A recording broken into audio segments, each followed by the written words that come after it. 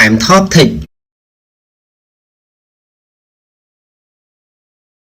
សួស្តីបងប្អូននិងប្រិយមិត្តដែលតែងតែនិយមតាមដានទស្សនាវីដេអូរបស់ Cam Top Tech ជាទីមេត្រីនៅក្នុងថ្ងៃនេះនាទីកុំព្យូទ័រពី Cam Top Tech សូមបង្ហាញជូនគន្លឹះដ៏ខ្លីមួយស្ដីអំពីរបៀបនៅក្នុងការដាក់ Shutdown នៅលើ Desktop របស់យើងបងប្អូនដឹងហើយថាដើម្បីធ្វើការបិទកុំព្យូទ័ររបស់យើងឬក៏យើងហៅថា Shutdown ហ្នឹងគឺយើងត្រូវចូលទៅក្នុង Start Menu បន្ទាប់មកទៀតយើងចូលទៅកន្លែង Power បន្ទាប់មកទៀតយើងបានចុច Shutdown អញ្ចឹងបានន័យថាវាច្រើនកលៈឬក៏សម្រាប់បងប្អូនដែលប្រើប្រាស់ Windows 8នោះកាន់តែវែងឆ្ងាយទៅទៀតប៉ុន្តែសម្រាប់បងប្អូនដែលប្រើប្រាស់ Windows 7 គឺគាត់មានលក្ខណៈរាងស្រួលបន្តិចប៉ុន្តែនៅក្នុងថ្ងៃនេះ Cam Top Tech នឹងបង្ហាញជូនបងប្អូននៅគន្លឹះដ៏ស្រួលមួយគឺតាក់ទងទៅនឹងការដាក់ Shortcut ឲ្យ Shutdown គឺនៅលើ Desktop បន្ទាប់ពីយើងចុចតែនៅលើ Desktop គឺវានឹងធ្វើការបិទអូតូតែម្ដងអញ្ចឹងសូមតាមដានទស្សនាវីដេអូរបស់ Cam Top Tech ដូចតទៅមុនដំបូងបងប្អូនត្រូវចុច mouse ស្ដាំលើផ្ទាំងទំនេរណាមួយដែលមាននៅលើ Desktop របស់បងប្អូនទាំងអស់គ្នាបន្តមកទៀតយើងចុចពាក្យថា New ហើយយើងជ្រើសរើសយកពាក្យថា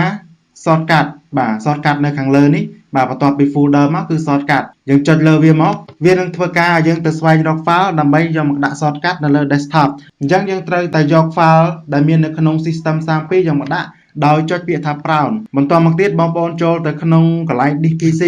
បាទនៅក្នុង Drive C បងប្អូនរក Drive C ឲ្យឃើញបន្ទាប់មកយើងចុចឲ្យកន្លែងសញ្ញាក្បាលព្រួយដើម្បីឲ្យវាធ្លាក់មកទៀតហើយបងប្អូនរើសយកពាក្យថា Windows បាទនេះគឺ Windows នៅក្នុង Windows នេះបងប្អូនទៅរកពាក្យថា System 32បាទនេះគឺ System 32ចុចចំសញ្ញាព្រួយនេះតម្លាក់វាចុះមកក្រោមទៀតបន្ទាប់មកបងប្អូនរក file មួយដែលមានឈ្មោះថា Shutdown បាទនៅក្នុង Windows 7 គឺ Shutdown.exe បាទអញ្ចឹងនៅក្នុង Windows 10 គឺ Shutdown ទេអត់មានចុច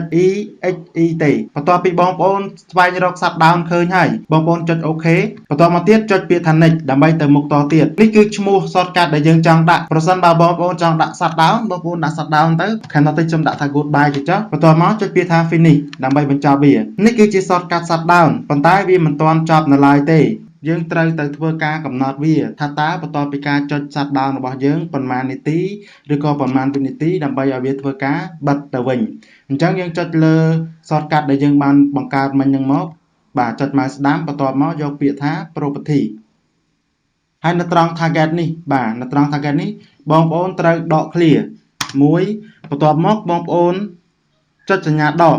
ហើយចុចពាក្យថា S បាទតំណាងឲ្យ Shutdown បន្ទាប់មកទៀតបងប្អូនដក clear ទៀតហើយបងប្អូនចុចសញ្ញាដកមួយទៀតហើយចុចអក្សរ T តំណាងឲ្យ time អញ្ចឹង Shutdown time បងប្អូនដក clear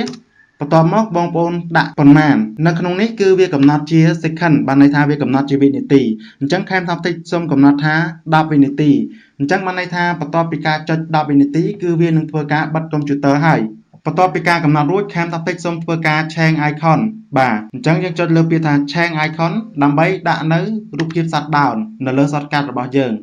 បន្ទាប់មកខ្ញុំជ្រើសរើសយកប៊ូតុង4ជ្រុងនេះដែលមានសញ្ញាអំពង់មូលពណ៌សហើយត្រេចុះក្រោមគឺតំណាងឲ្យបិទបន្ទាប់មកខ្ញុំចុច OK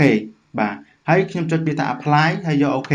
នេះគឺយើងបានធ្វើប៊ូតុង Shutdown រួចរាល់ហើយអញ្ចឹងគ្រាន់តែខ្ញុំចុចលើហ្នឹងគឺវា Shutdown តែម្ដង